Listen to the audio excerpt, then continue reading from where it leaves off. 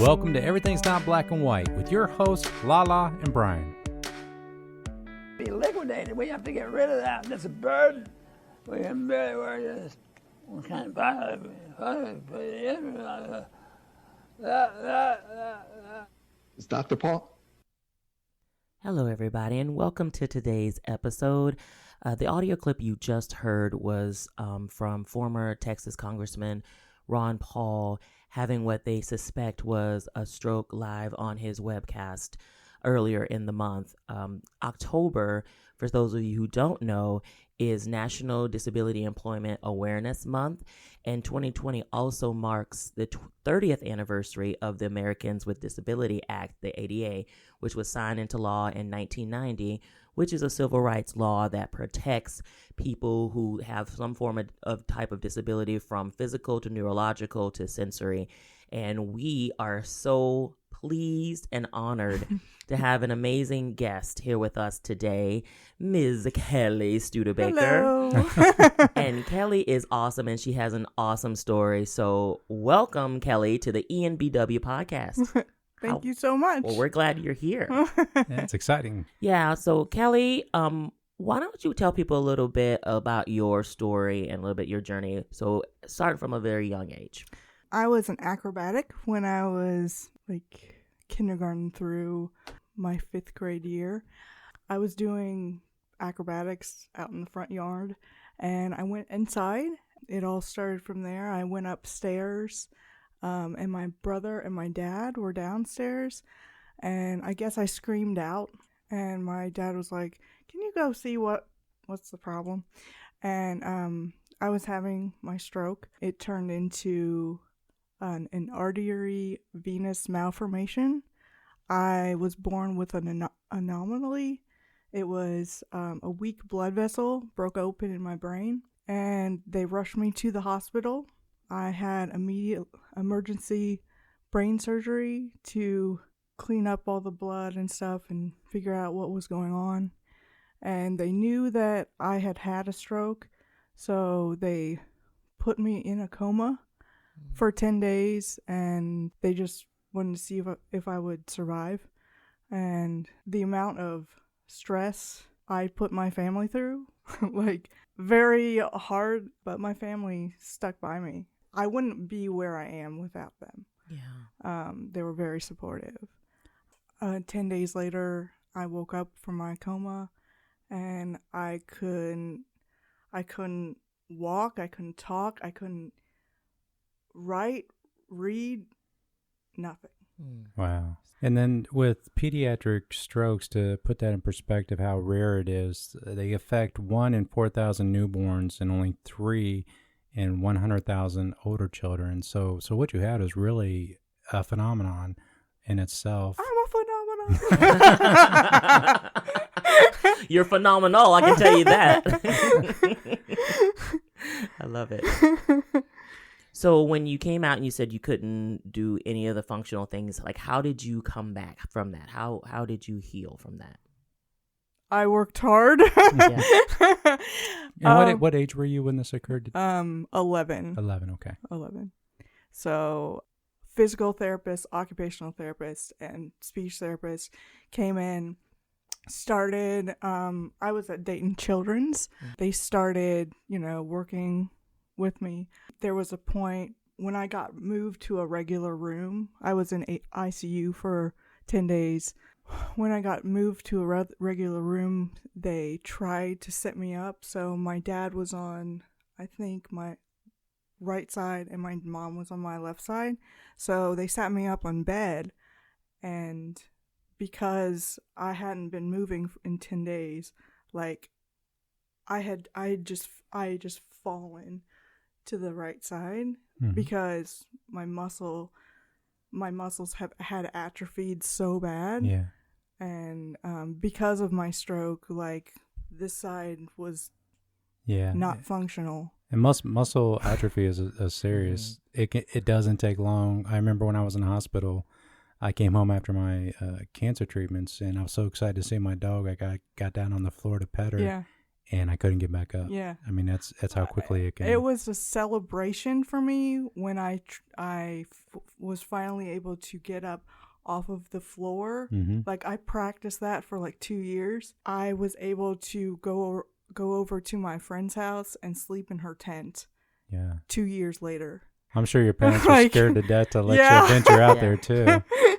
So with your right side, which is the side you said that's paralyzed now, so do you have any movement or use? Yeah, I have some movement, like some shoulder movement. Mm-hmm. I can like kind of like bump the refrigerator door, Mm-hmm. you know, if it's open Mm-hmm. to close it. I have no fine motor movement.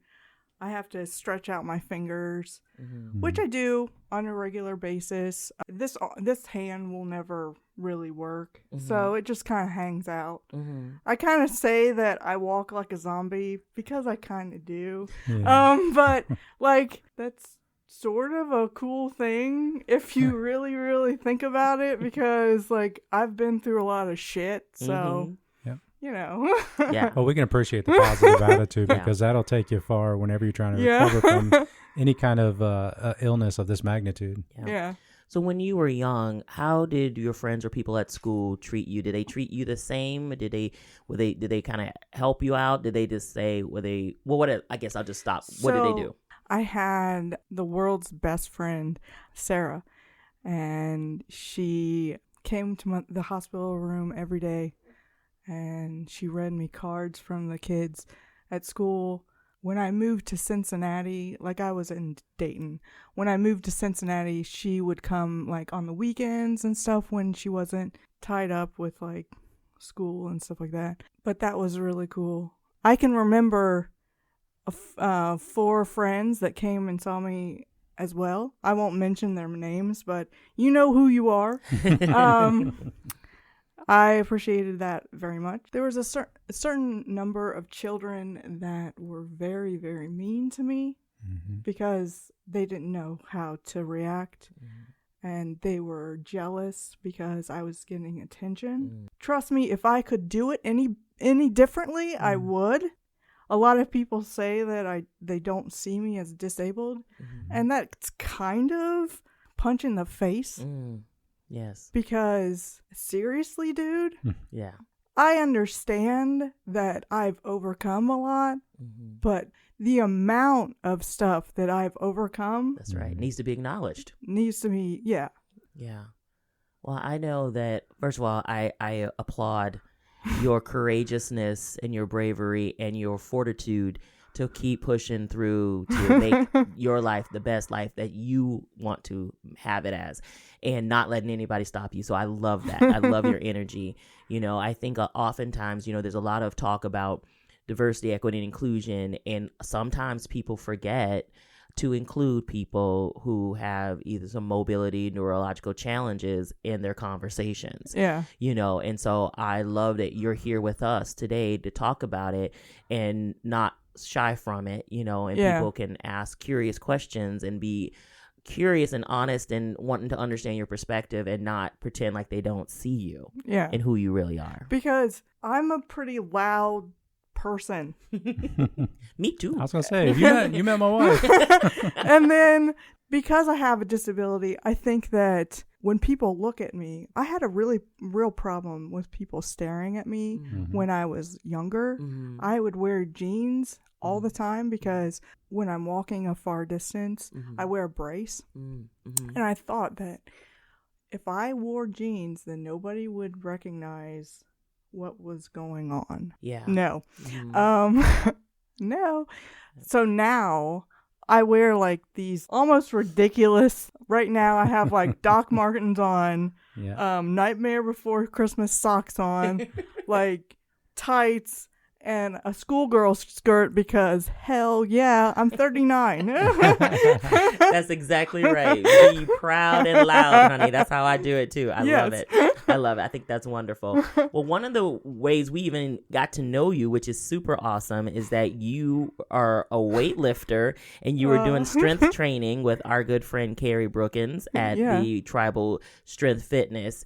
So tell people how you got into bodybuilding and weightlifting. That's amazing. So I'm going to take you down a sad road, but it turns out happy. About 14 years ago, I got into this relationship with this guy that was mentally not all there, but I loved him, so I stuck by him for 7 years. He ended his life.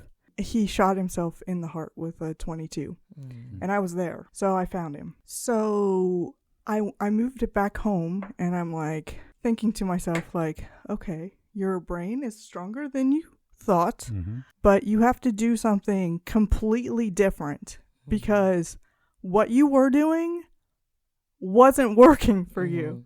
So I wanted to work out in a gym because this guy told me, the guy who committed suicide, he told me that I couldn't flip over a tractor tire. I was like investigating, and I was at a CrossFit gym in Centerville trying me out, seeing what I could do. And these women were flipping over tractor tires, and I'm like, oh my gosh, I want to do that. So my friend said, well, there's this gym that you should go to. So I went to Eaton Barbell, and I walked in the place. It was filled with all Viking dudes with Viking beards and as most gyms are nowadays. Bad looks. Like, they looked freaky, but they're all cool and they're all wonderful. Because how intimidating was that for you, knowing that you're walking in, with a disability already, then you get all this intimidation and stuff going on around you? It was scary. I felt like I was in the wrong place. I was like, just do it. And then this guy named Shane Wyka, and he's still my friend today. I love you, Shane. He smiled at me, and I'm like, there's my guy. Friendly face. Hey. But he had a Viking beard and stuff. So he came up to me. He's like, what do you want? Or like, what are you interested in? Or whatever. And I was like, I came for the boot camp class. So I was like, he's like, oh yeah, there's this, my friend Mandy. So here walks someone who looks like Ariel in The Little Mermaid. She is like decked out and like just gorgeous as can be, Mandy. And she's right then, she was practicing or competing, and I was like, okay. Like, I'm gonna be trained by her. I'm like, I don't know what I got myself into. And she had me flipping over the tire in 4 months. Wow. Wow. And how proud of you were you of yourself when you were able to do that? I was pretty damn proud of myself. I'm like, because a guy who I looked up to, who committed suicide, I was just proving to him that I could do it. Yeah. And I did it. So onward and upward, like, I started powerlifting meets and stuff like that. I went to deadlift, and I love deadlifting. Oh my god! And I deadlift with one arm. Yeah. Wow, so, that has to be challenging on its own. I tried deadlifting with two arms, and I'm like, holy smokes, it is tough. Yeah. It was just a year ago. We were at a fundraising event where this young lady was pulling a car. Yeah. A car, and then when she was done with that, she pulled a weighted sled. Yeah. And phenomenal. then she did was it a deadlift? Is that what they call it? Yeah. All in a row. And yeah. I'm over there on the sidelines taking pictures of this, and I was tired watching her. Yes, exactly.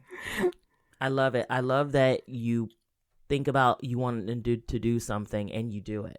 I love that you have that energy and the positivity, to say, you know what, I don't care what has happened to me. I get to write my own story going forward. And I think that's a beautiful thing for people to really understand and hear about, so they can find that fortitude within themselves. Yeah. So I heard you also do knitting. Tell us about that. So about 10 years ago, my sister, she knits, and she's amazing knitter. Oh my god. She can do the patterns and stuff, and I'm like, how did you do that? There's these looms that it's like circle looms that you find at Walmart. Mm-hmm. And she got some of those, and she taught me how to knit. And I've been knitting ever since then. And I make rad lid covers for people, and those are hats, knitted hats. But I call them rad lid covers because I want to make my own story. Go girl, that's it. I basically make them for anybody who's struggling. If you've had a new baby, hey, I can make baby hats. I know in the cancer community, that's a big thing. Is you see a lot of knitted wear being brought in. I seen it in my primary oncologist's offices. Somebody would knit blankets for people. I originally started to make knitted hats that were loose. I had migraines then, and now I have migraines now. I'm getting it checked out. Don't worry. I would make them, and then like after my headache, like a day after, like I feel like my head is like super sensitive. So if I put on one of those knitted hats, it just adds another layer of protection. Not a tight one, not a fitted one, but just like a loose one. Yeah. And if anybody wants a loose hat, hit me up, just because it's really important to be comfortable when you're having a migraine. It's crazy. Is this side effects from the stroke still? Continuation? Or? So maybe it has to do with my hormones being out of balance. Yeah. I'm probably going to see an endocrinologist for that too. I'm going to a neurologist like later this month. Okay. Did you find that by taking up sewing that helped you with like physical therapy with your... Yeah. It helps me zen out. Like my zen time, oh my gosh. If I'm knitting, like, don't bother me. Where you're at today, I know there's continuing issues that you'll always deal with. Yeah. Where you're at today, are you feeling any residual effects still? So I have drop foot. Okay. Which means that my foot like kind of like drops down. Like I don't have control. Okay.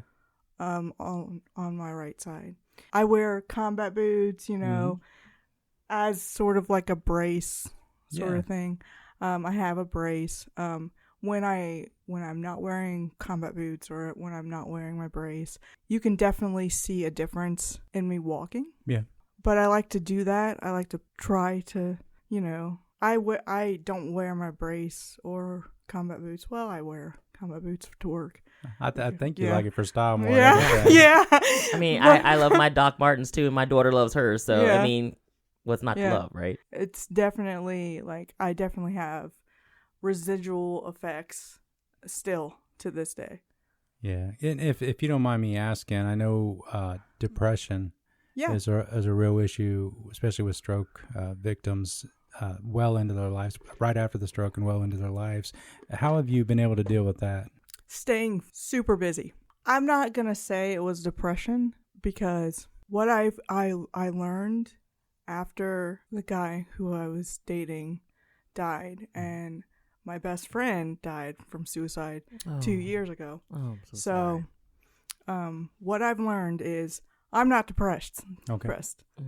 I may be sad and I may be down, but I'm not depressed, because depression is so awful for really people to deal with. I have went through my depressive sorts in my lifetime, and I've got really, really low, like super low. Isolation, especially now in the COVID world. Hopefully we're getting out of that world. Well, I wanted to just let people know too. I think sometimes, people don't even know how to address or see if somebody is actually having a stroke. So there's a couple of guidelines actually that the CDC, the Centers for Disease Control, give for people to know about if somebody's having a stroke, how you can respond, and definitely call 911 afterwards. But they call it FAST, F-A-S-T, so face. Does one side of the face droop when smiling? Arms. Does one arm drift downward when both arms are raised? Speech. Is speech slurred or strange when repeating a simple phrase? And time. If you see any of these signs, call 911 right away. And so they said every 40 seconds, someone in the United States has a stroke. That's how often it happens. Yeah, and at that rate, that's nearly, here in the United States, almost 800,000 individuals every year that but have a stroke. Mm-hmm. And so October 29th of this year, of 2020, is World Stroke Day. So I hope everyone tries to educate themselves a little bit more about stroke and its after effects and how to keep healing and be inspired by Kelly during those days. So Kelly, I know, you do a lot of stuff, and including your amazing rad lid covers. How can people get in touch with you if they want to know more? On Instagram at This Crip Life. Yes. Yeah. Okay. So like ThisCriplife? Yeah.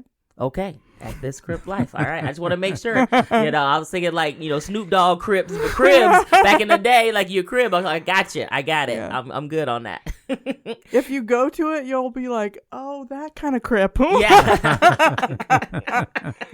I like to play. I like to joke around with myself. Yeah. That's okay. There's nothing wrong with that. We've often done that. Being an interracial couple, we often have a lot of laughs at our own expense. A lot of times. And if you, before we end the show or winding down here, do you have anything you want to tell any other people who have just recently had a stroke?